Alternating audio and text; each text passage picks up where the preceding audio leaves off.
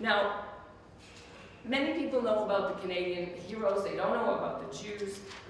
There were 1 million people who served in the Canadian military during the Second World War.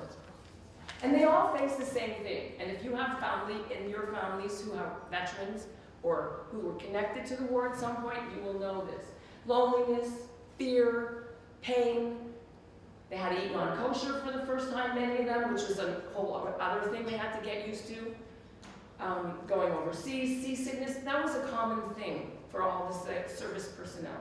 But what the Jews faced, which was unique and why I'm so excited to tell you about it in my book, is that besides having to grow up with widespread anti-Semitism here in Canada, Christie Pitts riots in 1933, if you're from Montreal, we had them called Plage Laval. Anyone from Montreal?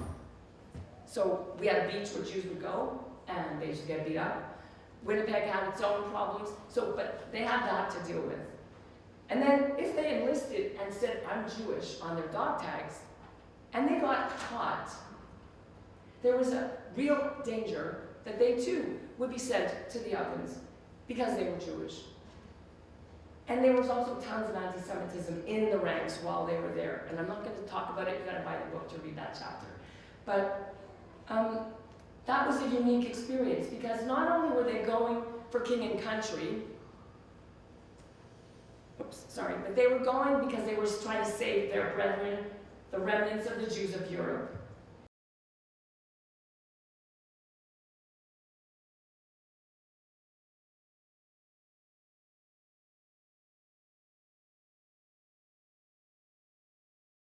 Mackenzie King, the Prime Minister of None is Too Many, sent this letter in 1947 to Canadian Jewish Congress.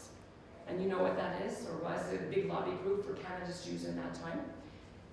Thanking the Jewish service personnel and Canada's Jews for helping to defeat the Allies. He said, Jewish people had a sterner realization that this was not a war only about a way of life, but life itself at stake. And for them, the Jews, this war was a double threat. So I thought, that is such chutzpah.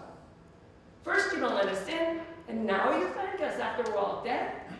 So that's why I decided to use this as my title.